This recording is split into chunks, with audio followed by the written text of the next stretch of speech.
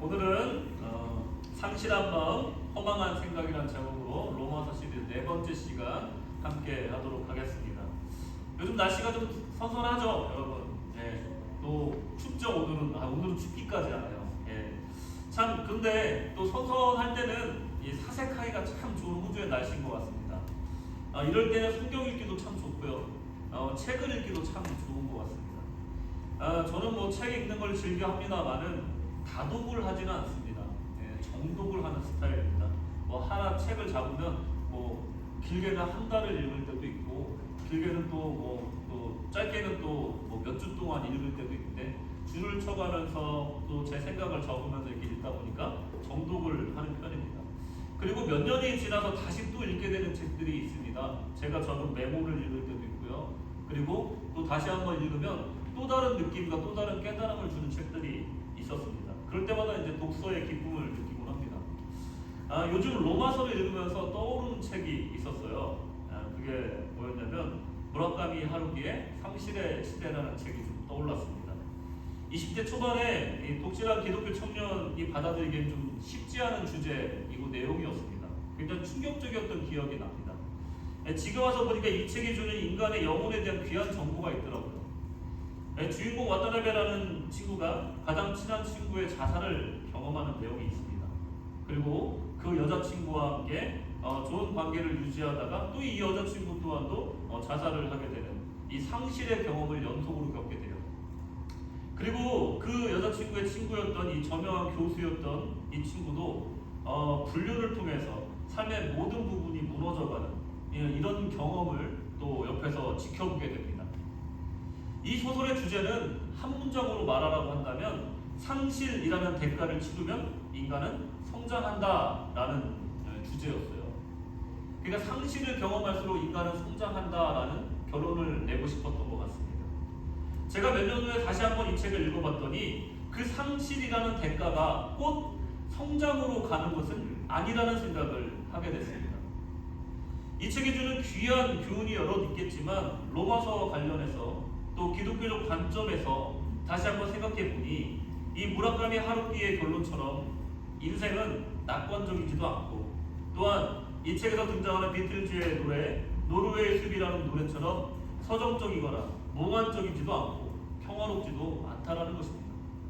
오히려 상실이 우리에게 가르쳐주는 것은 언제나 진정 우리가 잃은 것은 무엇인가, 진정 우리가 잃고 사는 것은 무엇인가 하는 질문이라는 것입니다. 대부분의 상실은 우리 마음에 공허함을 남깁니다. 상실을 경험할수록 언제나 긍정적인 성장이나 깨달음만 주는 것이 아니라는 것입니다. 현생에 나타나는 수많은 부조리와 제약상들, 표면적인 현상이라고 할 수 있고, 그 시면에는 이 허망한 생각과 상실한 마음이 자리하고 있기 때문에 이런 제약된 모습들이 나타난다는 것입니다.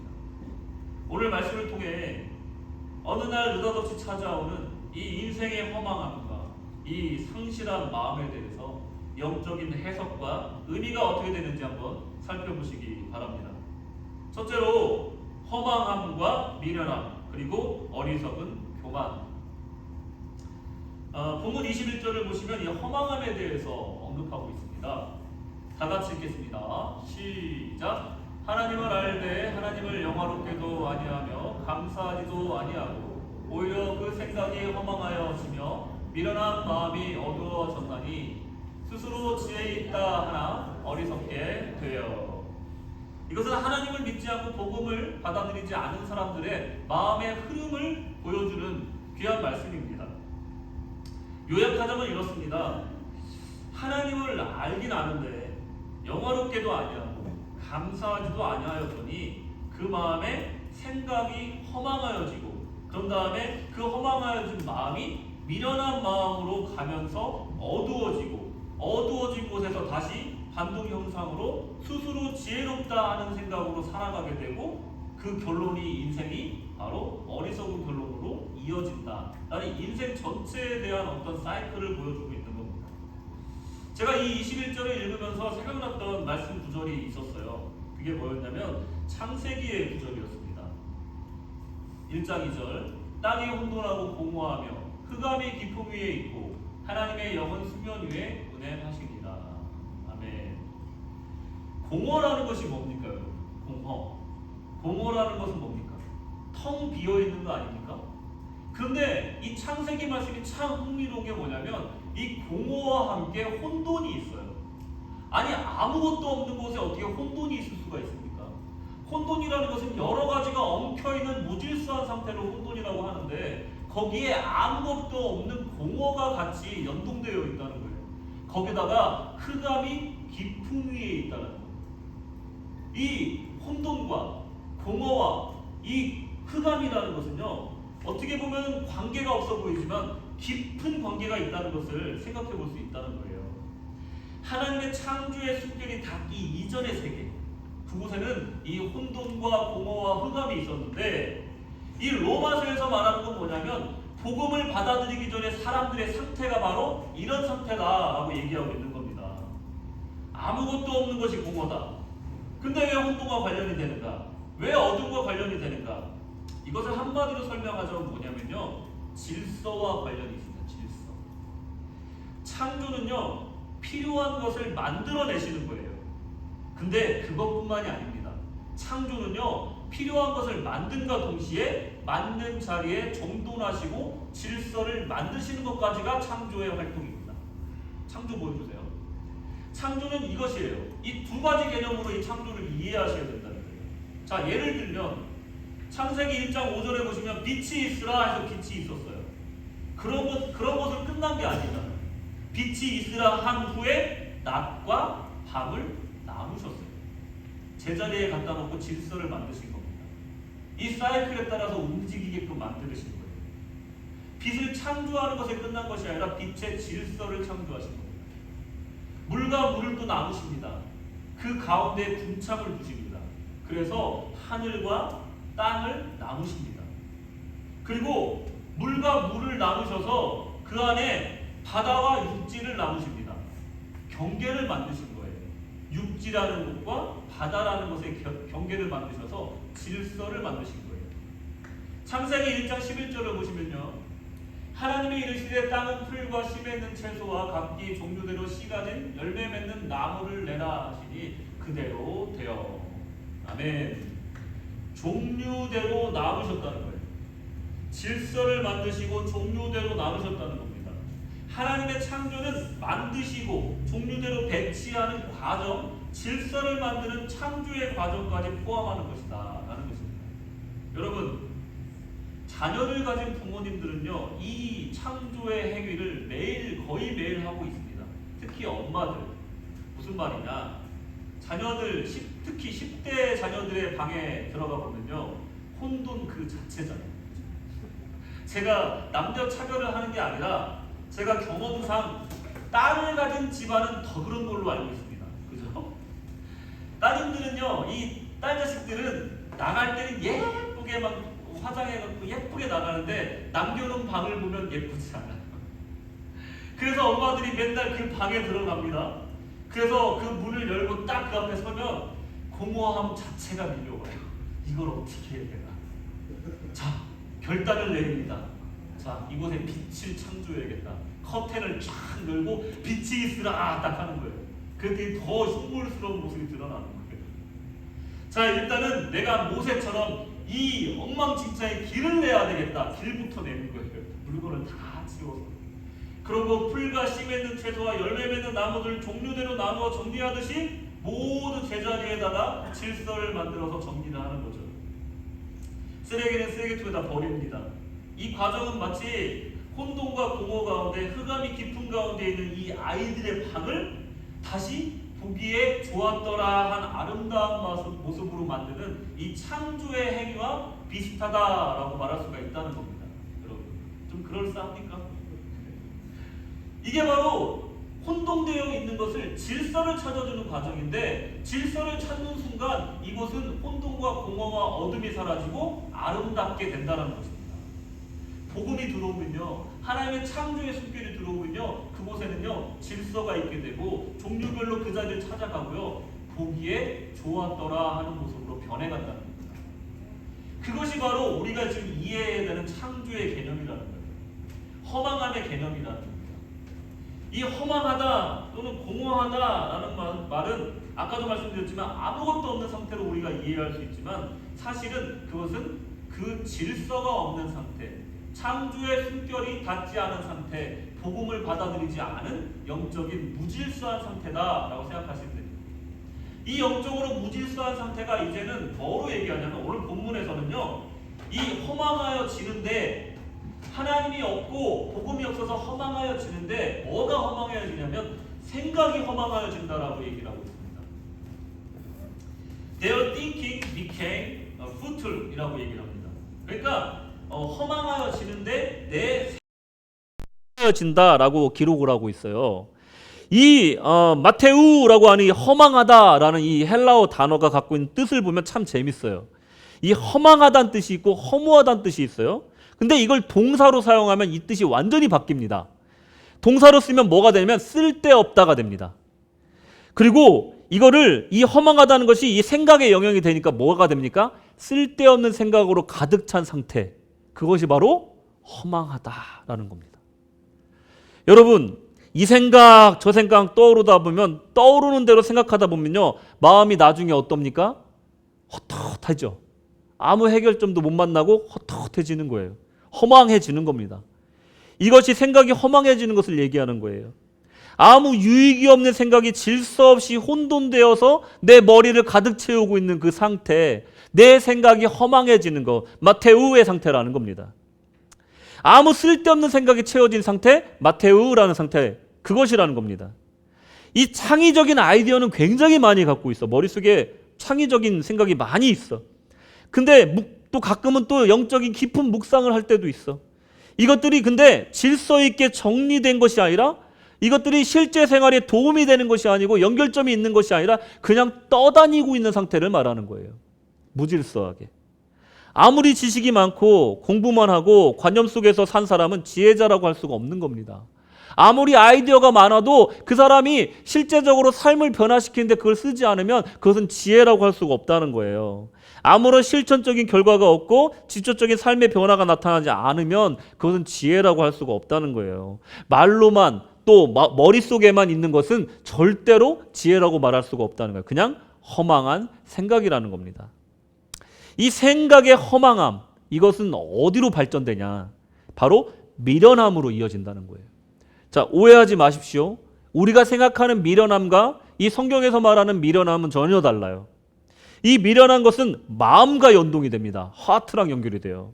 그래서 그것이 결과론적으로 어둠에 빠지게 된다는 거예요. 자, 창세기 말씀에 이 혼돈과 이 허무함이, 허망이 이 어둠, 그러니까 흑암의 깊음으로 가잖아요.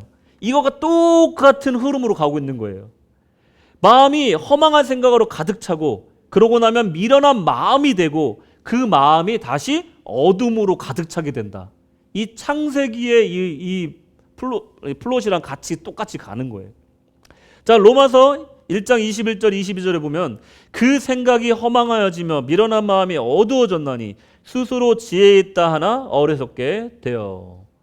참 이게 어두워진 것까지 끝나는 게 아니라 나중에는 이제 하나님의 능력을 의지할 수 없으니 이제 내 힘에 의지해야겠다. 내 지혜에 의지해야겠다. 스스로 지혜 있다 여긴다. 여기까지 가게 되는 거예요. 여러분, 이 어리석다라는 단어, 이 미련하다는 단어가 똑같은 단어인데 분별력이나 판단이 결여된 상태를 말하는 거예요. 분별력이나 판단이 결여된 상태. 근데 이 단어를 또 보면 모레노라는 헬라어 단어예요. 이 미련하다, 어리석다, 모레노라는 단어예요. 근데 이 단어를요, 우리 예수님께서 참 재밌게 사용하십니다. 뭐냐면, 저만 재밌나요? 재밌게 사용하시는데 마태복음 5장 13절에 보시면 너희는 세상의 소금이니 소금이 만일 그 맛을 잃으면, 이게 모레노예요. 이 동사를 맛을 잃으면이라는 뜻을 가지고 쓰셨어요. 무슨 말입니까? 어리석다, 미련하다는 것은요, 맛을 잃다라는 뜻과 동일하다는 겁니다. 맛이 같다는 거죠. 그러니까 모양은 분명 소금인데 맛이 간 거예요. 짜질 않는 거예요. 기능을 잃었다는 겁니다. 여러분, 교사가요, 지식을 전달하잖아요. 그럼 지식만 전달하는 사람은 교사가 아닙니다. 선생님이 아니에요. 강사인 거죠. 근데 아이들에게 인의 예지 지덕체 신망에 뭔지 아세요? 믿음 소망 사랑 신망에까지 가르치는 이 전인적인 교육을 목표로 자신을 갈고 닦는 사람, 그 사람이 진정한 교사라고 말할 수 있잖아요. 근데 지식만 전달하는 사람은 맛을 모르는 거예요. 가르침의 보람, 사람을 한 명을 키워나가는 그 보람, 그 맛을 모르고 교사를 하고 있는 거예요. 나는 지식만 잘 가르치면 돼, 대학만 많이 보내면 돼 하면 이 사람은 교사의 진정한 맛을 모르는 거예요. 이 맛이라는 것은요, 기술적인 탁월함, 실력을 말하는 게 아닙니다. 이게 우리가 예술이라고 부르는 것은 그저 사물을 똑같이 그리는 사람을 화가라고 안 하잖아요. 그것은 그냥 사진이죠. 그냥 정밀화를 그리는 것 뿐입니다. 그 그림을 통해서 감동을 이끌어낼 수 있는 사람을 우리는 예술가라고 부르는 거고 화가라고 부르는 거잖아요. 마찬가지로 이 미련함에 대한 것은 이 마음에 관한 것인데, 맛을 잃게 하고 빛을 잃게 하는 것, 그저 기능에만 충실하고 무감각한 인간을 말하는 겁니다. 내 일을 그저 기능적으로 접근하는 거예요. 내 일을 마치 돈을 벌기 위한 도구로만 접근하는 걸 말하는 거예요. 그게 바로 맛을 잃은 상태다, 미련한 상태다, 또 어리석은 상태다라고 설명할 수가 있다는 겁니다. 이 지식적으로 관념적으로는 다 알고 있어, 이해하고 있어. 실질적으로 인간들의 마음이 어떤지는 몰라, 공감할 줄을 몰라. 하나님의 뜻이 무엇인지도 모르고 목회를 하거나 신앙생활을 하는 거예요. 그게 바로 맛을 잃은 상태라는 거예요. 그것은 어두움 그 자체, 흑암이 깊음 중에 있는 상태라는 것입니다. 여러분, 판사도 마찬가지입니다. 법은 징계 목적이 있잖아요.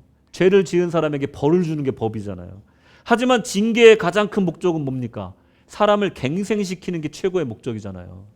그리고 범죄를 예방하는 게 최고의 목적이잖아요. 죄를 안 짓게 하는 게 더 큰 목적 아니겠습니까? 근데 이것을 지식으로만 접근하는 거예요. 법적 지식으로만. 예를 들면 그런 거예요. 법대를 우수한 성적으로 졸업했어요. 20대 초반에 사법고시를 패스한 사람이 판결을 내립니다. 이 버스 운전기사가 400원씩 2번에 걸쳐서 밴딩머신에서 커피를 뽑아 먹었다고 이걸 횡령으로 걸어서 8개월 실형을 내려버려요. 여러분, 이거 횡령 맞아요, 법적으로. 근데 이 사람한테 8개월 실형을 내리는 게 이게 옳은 판결입니까? 실제로 이런 일이 있었습니다. 알고 봤더니 그 버스 기사, 그 버스 회사 사장이랑 이 판사랑 친구더라고요. 미련한 판결이죠. 어리석은 판결입니다. 법은 맞지만 어리석은 거예요. 맛이 없는 거예요. 자, 어떤 사람이 배고파서 마트에 들어가서 빵과 우유를 훔쳤어요. 이 사람한테도 실형 8개월을 내립니다. 법적으로는 이 사람이 뭐죠? 무슨 죄입니까? 예? 절도죄예요. 근데 이 판결은 미련한 판결입니다. 이 사람이 돈이 없어서 빵과 우유를 훔쳤으니까 직업 교육을 하든지 갱생할 수 있는 기회를 줄 수 있는 것이 법무장관 소관하에 수많은 프로그램들이 있어요. 갱생할 수 있는 프로그램이. 그거를 연결해 줘야지 이 사람한테 실형 8개월을 넣어서 감옥에 보내는 게 이게 지혜로운 판결이냐. 법적으로는 아무 문제가 없어요. 맛이 없는 거예요. 맛이. 물론 이들이 자신들이 옳은 일을 하고 있다고 스스로 지혜 있다고 하지만 이 결국은 한 사람의 소시민의 이 절박함을 이해하지 못한 정말 미련한 판결이 되었다는 겁니다. 이 생각이 허망함 가운데 질서를 잃은 상태이고 이 엄청난 잠재력과 수많은 자원과 재능을 가지고 혼돈 가운데 방황하는 상태로 사는 것이 결국은 미련하고 어리석은 상태로 이어지는 어둠 가운데로 간다. 이것을 지금 설명하고 있는, 영적인 원리를 설명하고 있는 겁니다. 마음에는 종종 좋은 생각을 해요. 아이디어도 떠오르고 또 합니다. 하지만 공허해요. 마음에 종종 따뜻한 마음과 착한 마음이 떠오르지만 이 착하고 선한 마음을 지속적으로 그 마음으로 살지는 못해요. 하나님의 뜻을 아는 듯 하다가도 그분의 뜻에 공감하지 못하고 결국은 스스로 지혜 있다 여기고 자신의 경험에 의지하고 교만하게 살아가게 된다는 겁니다.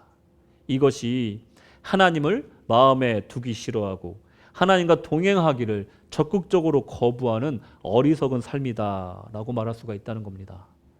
자, 이 마음이 이제는 두 번째로 상실한 마음으로 이어진다는 거예요. 이 결과 하나님의 진노로 이어진다는 겁니다. 그리고 하나님의 징계로 결론이 난다는 거예요. 지난 시간에도 말씀을 드렸지만 하나님의 징계 중에 가장 무서운 징계가 뭐라고 그랬습니까? 그냥 내버려 둠이라고 말씀드렸잖아요. 근데 어떤 상태로 그냥 내버려 두냐면요, 상실한 마음으로 내버려 둔다는 거예요. 28절, 또한 그들이 마음에 하나님 두기를 싫어하매 하나님께서 그들을 그 상실한 마음대로 내버려 두사 합당하지 못한 일을 하게 하셨으니. 아멘. 여러분, 우리가 사람들을 판단할 때 선한 사람, 악한 사람을 구분할 때 그 사람이 하는 행동에 대해서 우리가 평가를 하잖아요. 이 사람이 악을 행하고 또 추악한 일을 행했을 때 저 사람은 악한 사람이야 하고 평가를 하잖아요. 그런데 이 말씀을 보면 또 그 모든 표면적으로 드러나는 수많은 죄악의 모습들이 결국은 그 근원에는 이 상실한 마음이 있기 때문에 이 모든 것들을 행한다는 것을 얘기하고 있는 겁니다. 그러니까 하나님을 두기를 싫어하고 그 마음에 상실한 마음으로 내버려 뒀더니 자연스럽게 악행을 하더라 이겁니다. 인간 세상의 수많은 죄악들의 모습들이요, 사실은 그 사람이 착하고 악해서 일어나는 것이 아니라 그 근원에는 하나님을 두기 싫어하고 그 마음에 상실한 마음이 있기 때문에 자연스럽게 악한 모습이 드러났다는 거예요. 이것은요, 사람을 평가하는 기준으로 삼을 수 없다는 거예요. 그 안에 상실한 마음이 기준이 되어야 된다는 거예요. 하나님이 있는가 없는가, 그것으로 그 사람의 행동을 평가할 수 있다는 겁니다. depraved mind, 이 상실한 마음이라는 건요, 이 아도키모스라는 단어와 연결이 돼요. 자격을 잃은 상태, 타락한 상태, 아무 능력이 없는 상태, 실패한 상태, 도덕적으로 비난받아 마땅한 상태, 이게 바로 상실한 마음으로 그냥 내버려 두신다는 거예요. 그러니 당연히 악한 일을 행할 수밖에 없다는 겁니다. 이런 상태로 내버려 두는 것이 인간의 비참한 모습이라는 거예요. 그렇다면 인간의 절망적인 영적 상태인 이 상실한 마음은 어디에서 기인한 것일까? 그 원인이 무엇인가? 첫째로 우리가 28절에서 읽었듯이 하나님을 마음에 두기를 싫어하는 그 마음에서 기인한 거예요. 두 번째로 21절에 또 나오는데 하나님을 알되 하나님을 영화롭게도 아니하고 감사하지도 아니하고, 이것이 원인이라는 거예요. 우리는 인생을 목적을 잃었을 때 공허함이 찾아옵니다. 인생의 목적이 무엇이냐에 따라서 그 인생의 결정이 난다는 거예요. 여러분들의 인생의 목적은 무엇입니까? 한번 생각해 보세요. 우리가 인생의 목적을 잃으면 그때부터 우리에게 기력이 떨어지고 공허함이 찾아오는 거예요. 상실한 마음이 찾아오는 거예요. 저는 이 질문을 할 때마다 생각나는 게 뭐냐면 웨스트민스터 소요일 문답이 생각이 납니다. 그 중에 1번이 생각이 나요. 뭐냐? 사람의 제일 되는 목적은 무엇이냐? 이 질문이 시작돼요. 그러면 대답이 뭐냐? 하나님을 영화롭게 하고 평생도록 그를 기뻐하며 그를 즐거워하는 것이다 라는 대답이 나와요. 넘겨주세요. 인생의 목표는요, 바로 이것이라는 거예요. 딱히 우리가 수긍하기 힘든 목적이잖아요. 나는 내 목적이랑 다른데? 내가 하나님을 영화롭게 하는 것이 내 인생의 목적이라고? 아니면 내가 하나님을 기쁘시게 하고 하나님을 영원토록 즐거워하는 것이 내 인생의 목적이라고? 이게 의미가 있나? 라고 생각할 수도 있어요. 세상 사람들은요, 이게 뭐야? 라고 할 수도 있어요. 근데 이 목적을 잃어버리는 순간 우리는 다른 목적으로 살아가게 됩니다. 이 목적을 잃어버리는 순간 우리 마음 가운데 허망함이 찾아온다는 거예요, 여러분. 그러면요, 우리가 그 허망함이 찾아오는 원인이 이거라는 거예요. 고린도전서 10장 31절을 보시면요, 그런즉 너희가 먹든지 마시든지 무엇을 하든지 다 하나님의 영광을 위해서 하라. 할렐루야. 이게 하나님의 영광을 위해서 하라는 거예요. 그것이 우리의 인생의 목적이 된다는 겁니다. 이 목적을 상실한 마음이 원인이었던 거예요. 우리의 허무한 마음, 상실한 마음의 원인이 바로 이 목적의 상실에 있었다는 겁니다. 톨스토이는요, 참회록에서 이렇게 얘기합니다. 나는 내가 무엇을 잃었는지도 모른 채 살아왔다. 그 상실은 나 자신이었다라고 톨스토이가 참회록에서 얘기를 해요. 많은 사람들은요, 자신이 무엇을 상실하고 사는지도 몰라요. 내가 지금 무엇을 상실하고 살았는지를 모른다는 거예요. 결국은 잃어봐야지 그때 소중했구나라는 것을 알게 된다는 겁니다. 로빈슨 크루소에서 이런 얘기가 나옵니다. 내 죄는 나를 무인도로 보내기에 충분했고, 넘겨주세요. 그곳에서 나는 하나님 없이 살아가는 삶의 비참함을 알게 되었다. 내가 이 도심 속에 살고 있을 때, 사람들 사이에 살고 있을 때는 모르는 거예요. 내가 죄인인지, 내가 무인도로 유배될 정도의 죄를 짓고 있는지를 모르는 거예요. 그곳에서 나는 하나님 없이 살아간 삶의 비참함을 알게 됐다는 거예요. 떨어져 보니, 혼자 살아보니, 하나님 없이 살아보니 이 상실이 얼마나 비참한 것인지 알게 되었다는 겁니다. 목적을 상실하고 다른 목적에 따라 살아가다 보면요, 하나님과 단절된 것을 이제 알게 되는 거예요. 이 단절은 이 상실하며 살아가는 것이 얼마나 비참한 것인지 그때서야 알게 된다는 겁니다. 평소에는 모른다는 거예요. 나는 나름대로 그냥 살아가는 거예요. 근데 혼자 단절되고 봐야지 안다는 겁니다. 우리는 이 세상에 말세라고 혀를 찹니다. 예전에 좋은 전통과 윤리 도덕이 땅에 떨어졌다라고 말하고요. 좋은 것은 언제나 없어진다고 아쉬워합니다. 그런데 세상은 언제나 죄악 가운데 있었습니다. 항상 상실된 마음으로 이 세상은 굴러가고 있었던 겁니다. 3,000년 전, 4,000년 전에 그리스 또 로마의 문헌을 찾아보면요, 아유 요즘 것들 이런 말들이 나온대요. 지금과 똑같아요. 과학은 발달하고 철학은 발달했을지 몰라도 세상은 여전히 상실한 마음, 허망한 생각으로 살아온 인생들이었다는 것입니다. 우리는 세상은 점점 좋아진다라고 착각하고 있는 것 뿐이에요. 그저 이 세상은요, 불의와 추악과 탐욕과 악의와 가득 찬 시기, 살인, 분쟁, 사기, 전쟁, 서로를 미워하는 마음, 이것들을 가지고 살아가는 인생들이었다는 것입니다. 이런 각종 죄악들이 아까도 말씀드렸지만 이 상실한 마음을 통해서 나왔다는 거예요. 인간은 누구나 바르게 살고 싶어 해요. 노력합니다. 상실한 마음을 가지고 선하게 살려고 노력을 해요. 근데 절대로 성공할 수가 없다는 거예요. 괴테는요, 파우스트에서 이런 얘기를 합니다. 인간은 노력을 하면 할수록 더 방황한다. 이렇게 얘기를 했어요. 아무리 노력을 하면 할수록 더 그 진흙탕 속에 빠져들어가는 것이 인간의 존재다라고 얘기를 합니다. 하나님을 향하는 우리 인생의 목적과 하나님과의 깊은 교제와 관계가 사라진 상태를 이 상실한 마음이라고 하는 것입니다.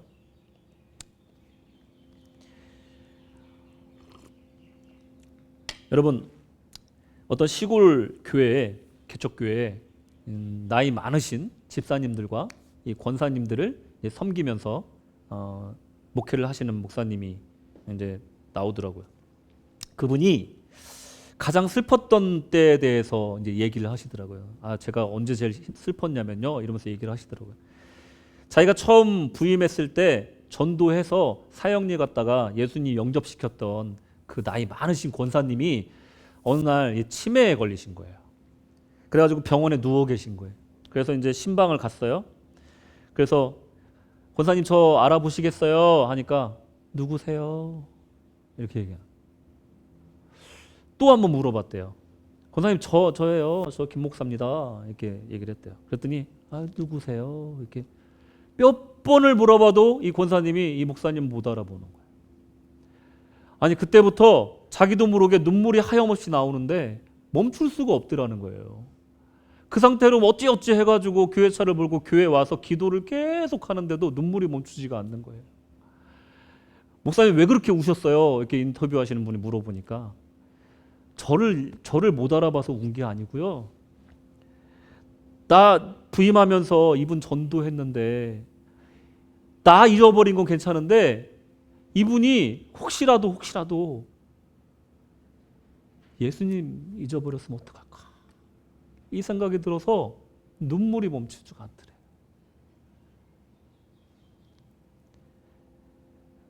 권사님 저 잊어버려도 되니까 예수님은 기억하셔야 돼요. 그러고 왔다는 거예요. 교회 와서 강대상 앞에 엎드려서 엉엉 울면서 기도하다가 하나님께서 응성을 주셨대요. 그는 나를 안다. 그러면서 눈물을 멈췄다고 합니다. 사람이 다 죄성이 있고요. 육체가 약합니다. 실수할 수 있어요. 인생을 살다 보면요, 어느 땐가 공허하고 허망한 생각이 들 때가 있어요. 그리고 가끔 내가 생각해도 내 자신이 참 무정하다, 무자비하다 싶을 때도 있습니다. 참나 나쁜 사람 같아 라고 생각이 들 때가 있어요. 또 맛을 잃고 미련한 마음을 가질 때가 있습니다. 때론 내가 생각해도 교만하고 나중에 보면 참 어리석었다 싶을 때도 있습니다. 그런데 이게 죽는 순간까지 우리가 잊지 말아야 될 것이 있습니다. 그것은요, 우리 삶의 목적이 무엇인가? 재산도 건강도 젊음도 다 때가 되면 상실합니다. 가족, 친지, 친구, 사관님 다 잊어도 돼요. 근데 절대로 잊으면 안 되는 것이 바로 우리 존재의 이유라는 거예요. 여기 젊은 분들도 계시고 또 나이 많으신 어르신 분들도 계신데 우리 이렇게 기도해야 됩니다. 일단 이것부터 기도하자고요. 이게 너무 힘드니까 하나님 일단 치매는 걸리지 않게 해주세요. 이렇게 기도하십시오. 예, 기도하실 거예요? 아멘. 저도 여러분들을 위해서 기도하겠습니다. 저녁 먹고 잠자듯이 죽게 해주세요. 이거 기도하지 마시고 이거부터 기도하시라는 거예요. 예, 치매 걸리지 않게 보호해 주십시오. 꼭 이렇게 기도하십시오. 근데 인생이 또 그렇잖아요.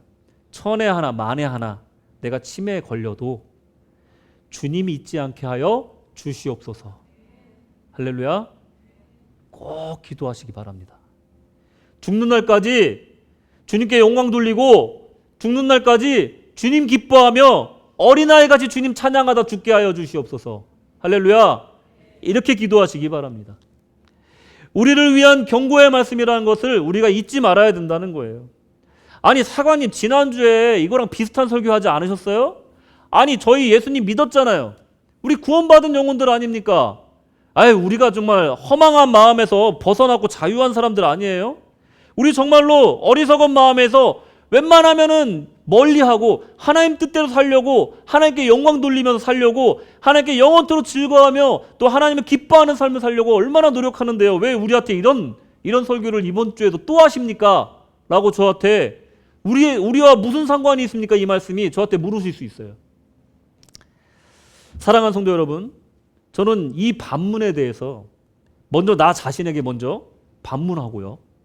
그리고 여러분에게도 사랑하는 마음과 절박한 마음을 담아서 되묻고 싶습니다. 정말이십니까? 정말 허망한 생각과 미련한 마음에서 여러분 자유하십니까? 정말로요? 정말 먹든지 마시든지 하나님의 영광을 위해서 살고 계십니까? 정말입니까? 정말 여러분들이 수많은 죄악의 목록에서 자유하다고 자신 있게 말할 수 있습니까? 여러분이 진정 상실한 마음이 아니라고 하나님 앞에 고백할 수 있습니까? 오늘 이 로마서는요, 복음을 믿지 않는 상태에 대해서 설명하고 있어요. 하지만 우리가 다시 상기해야 될 것이 있습니다. 이 로마서는요, 세상 사람이나 불신자들에게 보낸 편지가 아니라는 거예요. 이 로마서는요, 당시에 로마에 살고 있는 불순종하고 성적으로 타락하고 물질적으로 타락한 이 방탕한 사람들을 향한 말씀이 아니라는 겁니다. 이 복음의 편지는요, 이미 하나님을 알고 복음을 들은 로마 교회에서 오랫동안 신앙생활을 하고 있는 유대인과 이방인들 성도 모두를 대상으로 하고 있는 편지라는 것이에요. 여러분, 불신자를 위한 편지가 아니라는 겁니다. 지금까지 여러분들이 들은 말씀들이요, 세상에 있는 교회 밖에 있는 사람들을 향한 말씀이 아니라는 겁니다. 여러분, 이 이야기는요, 나의 회개를 촉구하고 있는 거예요. 이 말씀은요, 우리 교회 공동체를 향한 강력한 계시의 말씀이라는 걸 잊으시면 안 된다는 겁니다. 우리도요, 허망한 생각 가운데 살고 있다는 거예요. 우리도요, 하나님을 마음에 두기를 싫어하고 있다는 거예요.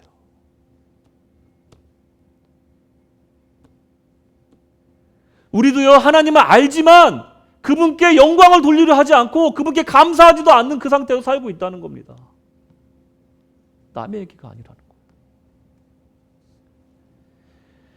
설교 말씀이든 말씀이든 내 얘기가 아니고 남의 얘기로 들을 때 그 말씀은 아무 능력이 없어요. 이 로마서가요, 우리에 대한 얘기라고 들을 때 저 추악한 죄악들이 다 내 죄가 되는 거예요. 나는 정말 소망이 없는 사람이구나. 하나님으로부터 리젝된 사람이구나. 아무 자격이 없는 사람이구나. 나는 정말 소망이 없는 존재구나. 이걸 깨달았을 때 예수가 필요한 겁니다. 여러분, 이 허망한 마음, 이 상실한 마음으로 살아가는 것, 이 상태를 여러분 방치하지 마시기 바랍니다. 결론입니다. 로마서는 로마의 예수를 오래 믿는 성도들을 향해 보내진 복음의 편지라고 말씀을 드렸어요. 인간이 하나님을 영화롭게 하고 그를 영원토록 기뻐하며 즐거워하는 목적을 잃었을 때 허망한 생각과 무정하고 무자비한 마음과 스스로의 힘과 지혜로 충분히 살 수 있다는 교만이 찾아옵니다.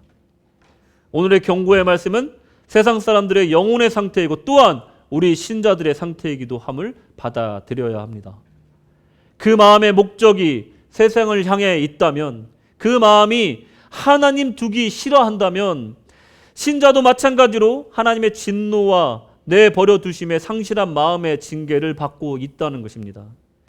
자, 이제 고백합시다. 하나님을 안다 하고 하나님을 영화롭게 하지 못하고 다른 목적으로 살고 있었습니다. 하나님 아닌 다른 것으로 즐거움을 삼았습니다. 하나님, 회개합니다. 하나님을 내 마음에 모셔드립니다. 하나님을 영화롭게 하기 위한 인생의 목적을 재설정합니다. 다른 것 아닌 하나님으로 기뻐하며 즐거워하며 찬양하기를 원합니다. 주님, 우리 심령 가운데 허망한 생각과 미련한 마음으로 인한 어두움과 교만을 물러나게 하여 주시옵소서. 하나님 없는 상실한 마음으로 살지 말게 하소서. 주 품에 가득 안겨 주님과 동행하게 하소서. 이런 마음으로 여러분 오늘 주어진 시간들을 살아가시기 바랍니다.